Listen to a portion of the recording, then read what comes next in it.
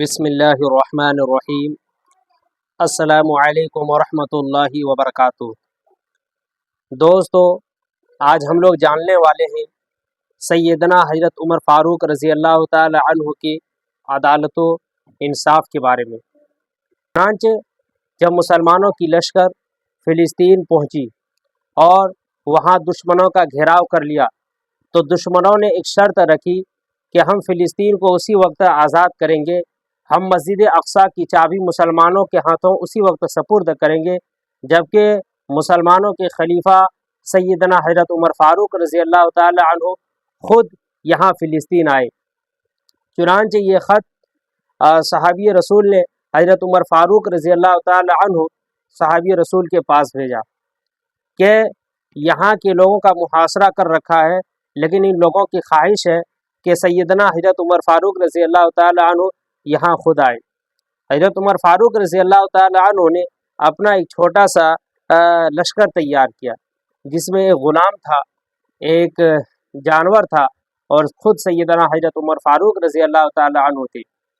اور عدل و انصاف کو دیکھیے، حضرت عمر فاروق رضی اللہ تعالی عنہ نے کہا اپنے غلام سے کہ راستہ بہت لمبا ہے، چنانچہ مدینہ سے مسجد اقصیٰ کا راستہ بہت لمبا ہے، سفر میں بہت ساری دشواریاں ہیں، اس لیے ایسا ہے کہ جب ہم لوگ راستے میں سفر کریں گے کچھ دور تک میں سوار ہو جاؤں گا اور تم جو جانور ہے اونٹ ہے اس کے لگام کو لے کر چلنا، کچھ دیر تک تم سوار ہو جاؤ گے۔ اپنے غلام سے کہا کچھ دیر آپ سوار ہو جاؤ گے اور کچھ دور تک میں اونٹ کے لگام کو پکڑ کر چلوں گا، اور کچھ دیر میں اور غلام، تم اور اونٹ تینوں پیدل چلیں گے، کیونکہ تینوں کو تھکاوٹ محسوس ہوگی، تینوں کی باری رہے گی، تینوں کو آرام کا موقع ملے گا۔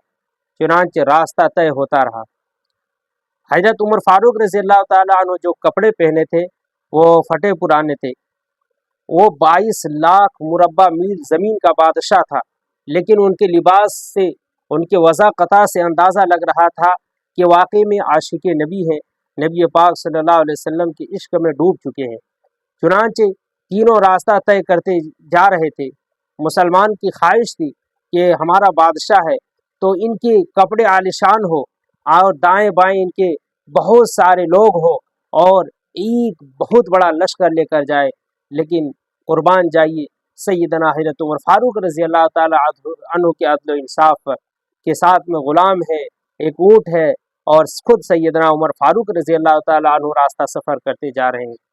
تاریخ نے وہ دن بھی دیکھا ہے کہ سیدنا حضرت عمر فاروق رضی اللہ تعالی عنہ اب مسجد اقصیٰ پہنچنے والے ہیں، لیکن جب مسجد اقصیٰ پہنچنے کی باری آئی اور جب قریب ہوئے تو لوگ یہ دیکھنا چاہ رہے تھے کہ کیا سیدنا حضرت عمر فاروق رضی اللہ تعالی عنہ واقعی میں عاشق رسول ہیں، واقعی میں دنیا کے سامنے بھی اتنی بڑی مثال پیش کر سکتے ہیں۔ کوئی بادشاہ، کوئی بڑا آدمی جہاں اپنے ماتحتوں کو، اپنے غلاموں کو کوئی اہمیت نہیں دیتا ہے، اپنے کاریگروں کو کوئی اہمیت نہیں دیتا ہے، وہاں دنیا دیکھنا چاہتی تھی کیا دنیا کے بادشاہوں کی طرف بھی نبی پاک صلی اللہ علیہ وسلم کا عاشق ایسا ہی ہوگا، لیکن نہیں۔ جب مسجد اقصیٰ کی پہنچنے کی باری آئی تو سیدنا حضرت عمر فاروق رضی اللہ تعالی عنہ کا اس وقت جو نمبر تھا اونٹ میں بیٹھنے کا وہ غلام کا تھا۔ غلام کہنے لگا کہ امیر المومنین آپ اونٹ پر سوار ہو جائیں، میں پیدل چل لوں گا۔ سیدنا عمر فاروق نے کہا نہیں، عدل و انصاف کا تو تقاضا یہ نہیں۔ چنانچہ لوگوں نے دیکھا کہ حضرت عمر فاروق رضی اللہ تعالی عنہ نے اونٹ پر اپنے غلام کو سوار کیا، خود لگام کو پکڑا اور پھر مسجد اقصیٰ کی طرح رواں دواں ہو گئے۔ لوگ، وہ یہودی، وہ عیسائی جو دیکھ کر حیران تھے، انہوں نے کہا، مسلمانوں سے پوچھا کہ تمہارا بادشاہ کون ہے؟ کیا جو اونٹ پر سوار ہے وہی تمہارا بادشاہ ہے؟ تو لوگوں نے کہا نہیں، ہمارا بادشاہ وہ ہے جو اونٹ کا لگام پکڑے ہوئے چل رہا ہے۔ دیکھا کہ پھٹے پرانے لباس ہیں اور نہایت ہی وضاقتہ انداز، تو وہ لوگ بلا اختیار چیخ اٹھے کہ واقعی میں یہی وہ شخص ہے جس کے بارے میں ہم نے اپنی کتابوں میں پڑھا تھا کہ وہ اس کا غلام اونٹ پر سوار ہوگا اور وہ خود اس کے لگام لے کر چل رہے ہوں گے اور بدن میں جو کپڑا ہوگا وہ پھٹا ہوگا۔ چنانچہ پھر بغیر کسی لڑائی کے انہوں نے مسجد اقصی کی چابی مسلمانوں کے سپرد کر دی۔ تو معلوم ہوا مسلمانوں کی طاقت نہ تو پیسوں سے ہے، نہ ان کی طاقت جو ہے دنیا کی جاہ و حشمت سے ہے۔ ان کی جو طاقت ہے وہ طاقت کا راز ایمان ہے، اللہ اور اس کے رسول صلی اللہ علیہ وسلم کی محبت ہے۔ حضرت عمر فاروق رضی اللہ تعالیٰ عنہ جب جا رہے تھے تو ایک صحابی نے کہا تھا کہ اے عمر، وہاں بڑے بڑے لوگ جمع ہوں گے، یہودی عیسائی ہوں گے، اور وہ آپ کو دیکھ کر کیا کہیں گے؟ چنانچہ آپ اپنا کپڑا تبدیل کر لیجیے۔ ہم لوگ نیا کپڑا سلا دیتے۔ اس وقت امیر المومنین نے کہا تھا کہ ہم نے جو عزت پائی ہے وہ اسلام کی وجہ سے پائی ہے، نہ ہم نے کپڑوں سے عزت پائی، نہ مال و دولت سے پائی، اس لیے عمر یہ نہیں کر سکتا ہے۔ چنانچہ یہی وہ عمر ہے جس کی وجہ سے پھر مسجد اقصی مسلمانوں کے قبضے میں آئی اور کئی سو سال تک پھر مسلمانوں کے ہاتھ میں رہا۔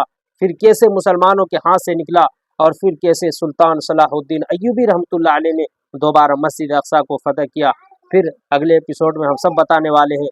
اگر آپ کو آئندہ کی کہ کیسے مسلمانوں کے ہاتھ سے مسجد اقصی نکلا، پھر سلطان صلاح الدین ایوبی رحمۃ اللہ علیہ نے دوبارہ اس کو اپنے کنٹرول میں کیا، پھر کیسے مسلمانوں کے ہاتھ سے نکلا اور پھر کیسے انشاءاللہ مسلمانوں کے قبضے میں آئے گی، یہ سارے باتیں جاننے کے لیے ہمیں ضرور سبسکرائب کر لیں۔